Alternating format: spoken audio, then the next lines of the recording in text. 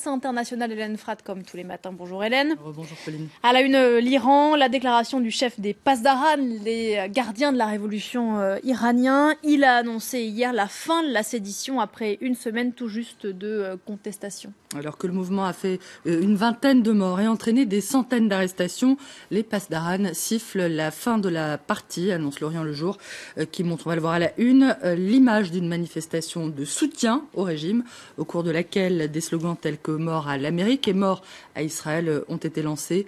Les manifestants pro-régime ont aussi condamné les fauteurs de troubles, selon The Tehran Times, qui critiquent la vision occidentale qui consisterait à représenter la République islamique comme une nation dont le peuple chercherait toujours à se dresser contre ses dirigeants oppresseurs. Je cite, The Washington Post, lui, présente les manifestants anti-régime, comme les héritiers des contestataires de 2009. Cette fois, nous ne resterons pas silencieux sur l'Iran, promet le quotidien, qui juge insuffisante la réaction de Donald Trump, critiqué pour avoir seulement et tardivement condamné la violence du pouvoir à l'égard des manifestants, ce qui aurait encouragé les tyranniques dirigeants iraniens, je cite, à les réprimer plus brutalement encore, selon The Washington Post.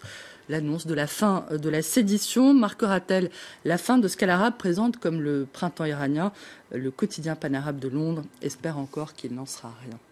Manifestation également en Inde où la communauté des Intouchables a organisé plusieurs rassemblements hier dans le pays. Une opération ville morte à Bombay.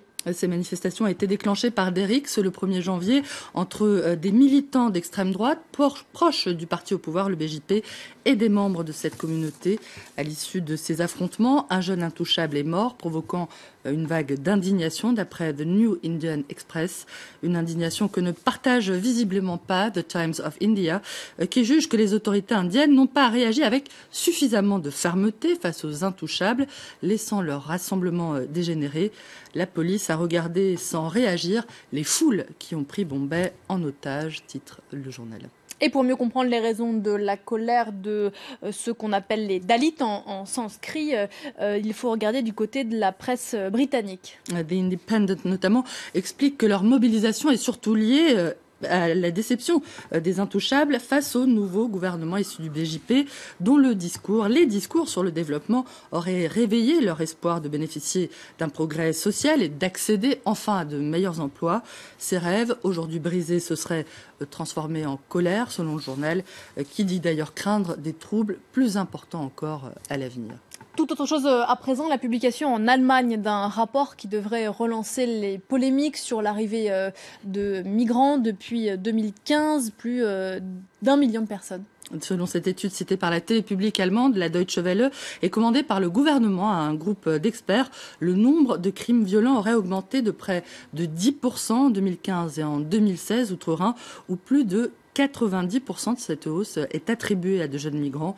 Ce rapport fait aussi apparaître que les réfugiés ayant fui des zones de guerre, comme la Syrie, sont moins susceptibles de commettre des crimes violents que les autres migrants ayant moins de chances d'obtenir l'asile. Et puis un mot pour terminer d'une autre publication. Cette fois, ça se passe aux États-Unis. C'est un livre choc signé d'un éditorialiste qui s'appelle Michael Wolff. Il cite entre autres Steve Bannon, l'ex-conseiller très polémique de Donald Trump. Entre les deux ex-bons amis, la hache de guerre est définitivement déterrée. Bannon affirmant notamment dans ce livre que l'un des fils du président, Donald Trump Jr., a commis, je le cite, une trahison en rencontrant une avocate russe qui offrait des informations compromettantes sur Hillary Clinton. Une accusation, vous l'avez dit, parmi beaucoup d'autres dans cet ouvrage totalement à charge contre Donald Trump. Accusé également Pauline de n'avoir jamais voulu être président, comme le raconte un extrait publié par The New York Magazine. Son but ultime n'a jamais été de gagner, assure Wolff, qui affirme que le locataire de la Maison-Blanche a déclaré vouloir être tout simplement l'homme le plus célèbre au monde, je cite, et même dit à sa femme, Melania, qu'il n'avait aucune chance de gagner. Merci Hélène pour cette revue de presse. On va se quitter avec des images pleines de couleurs qui nous viennent de Colombie, une fête traditionnelle à laquelle